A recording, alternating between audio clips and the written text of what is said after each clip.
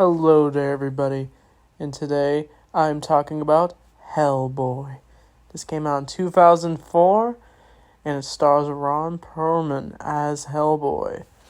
So this is based off a graphic novel, and I gotta talk about my history of Hellboy, since this is a superhero character. So I think I mainly just watched this movie and The Golden Army, and I did see the David Harbour movie. We don't talk about that movie, but I've actually tried to read a Hellboy comic. That was a while ago, but I know like Hellboy more explores like supernatural aspects of like the superhero genre, and that's what I respect about Hellboy, because this is probably the most different kind of superhero movie. Instead of like the character getting powers or a tragedy. Instead, it's a supernatural character who tracks down and hunts various supernatural creatures. So this movie, Hellboy's origin, the movie opens with like a group of rebels taking down a group of Nazis who are trying to master witchcraft. But instead, they unleash something that revealed to be Hellboy. And they first want to kill the creature at first, but Hellboy's father, Dr. Bloom, decided to take Hellboy under his wing and raise him like a father. And we get various, like, this cool opening scene of, like, this cool music playing, and we see, like, various Hellboy comics, various news sightings of Hellboy. So, yeah, it's pretty cool.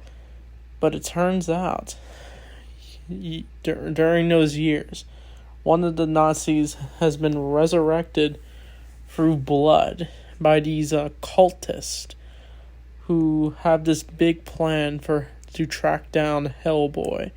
We do later meet Hellboy when this government agent named John Myers, who's only in this movie, by the way, who meets Hellboy and is shocked that he is real, because there's rumors about Hellboy being real.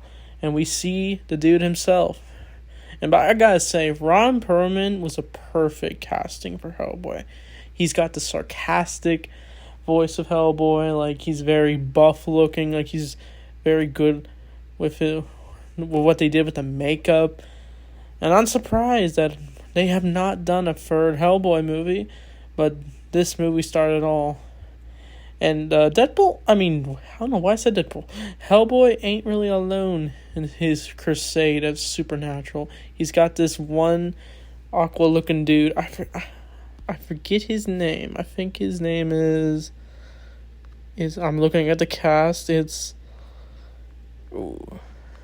Abin Snip, I think his name is. So he's like, he kind of reminds me of Aquaman. I like how his little home is like a tank.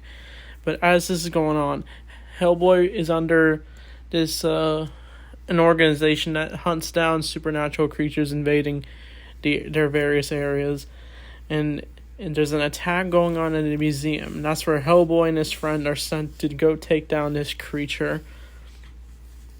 And it's quite a wild fight. There's a big goose chase in like the subway.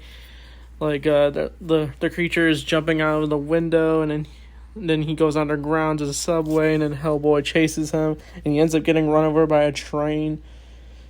But it turns out, while this is going on, Hellboy meets a new character, played by Samela Blair, called Liz Sherman. So her character, she has a backstory where she was a child. She has discovered that she has supernatural powers too. She has like these firebending powers, like that turn blue, and Hellboy has interest in this girl who's on their team. But the cultists are also after her too. But as this is going on, Hellboy gets injured by one of the creatures who injects into his body, and he ends up having to take a back seat a little. But it isn't until later he does manage to track the creature, and I think they managed to kill it. But as this is going on, the cultists manage to break into the HQ where Hellboy's dad is, who is trying to figure out what is going on, what their plan is with Hellboy. But it turns out, as they broke in, they discovered that the reason why they want Hellboy is so they can unleash chaos for something. Like, they want Hellboy, they want to use him, control him, and the way to get their revenge is they get this one villain who has like these spike like weapons, who has like a blade that comes out. That he was super cool, by the way.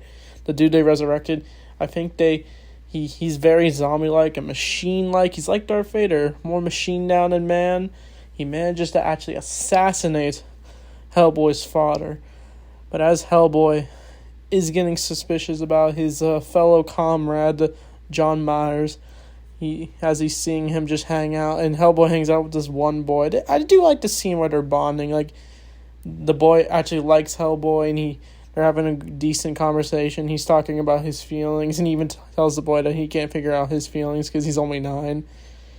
But yeah, but Hellboy is alerted of what happened to his father, and the way they do the father's funeral was quite disturbing. Like it was meant to be super depressing. It was like he was this veteran from World War II, and then he's murdered by the cultists, and so Hellboy and his friends have to band together, even though Hellboy is going through his depression, and he tries to cope with it. And Hellboy likes to do various things. Like, he likes to eat giants of piles of food. Like, he eats giant pancakes, chili, and he's just saying he ain't hungry.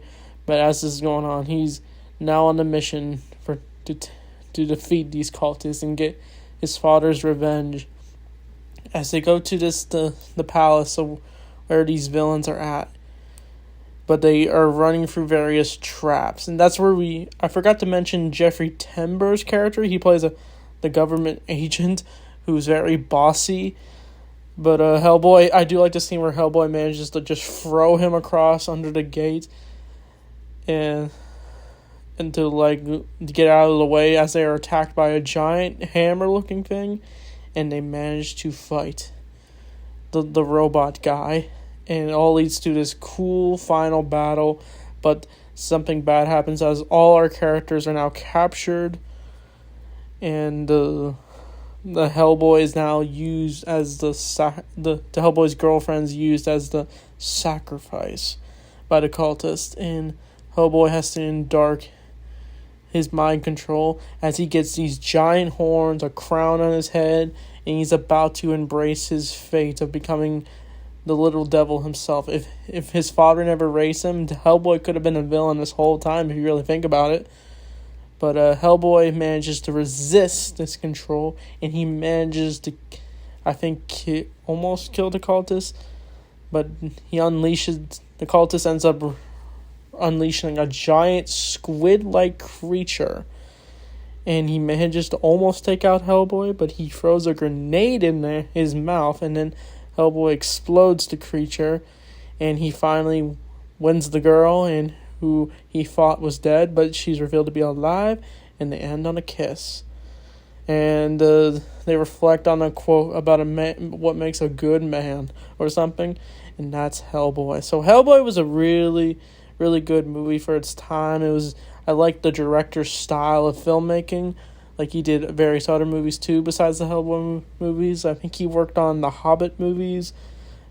And he has the Pacific Rim. And he has his own, style to what he does for filmmaking. And that's what I respect about Guillermo del Toro, who directed this movie. And him and Ron Perlman really want Hellboy 3 to happen. I really do want Hellboy 3 to happen. And do you want me to do Hellboy 2? I honestly did this review because Eli from Little Blue reviewed this, so I thought, why not I do it? So I give Hellboy maybe a 7 out of 10. Yeah, Ron Perlman's really good. It has good sci-fi. It has good lore. But yeah. So I don't know what the next review will be, but maybe I'll do more other movies besides just reviewing movies of 2024. So that being said, thanks for watching, and see you guys next time.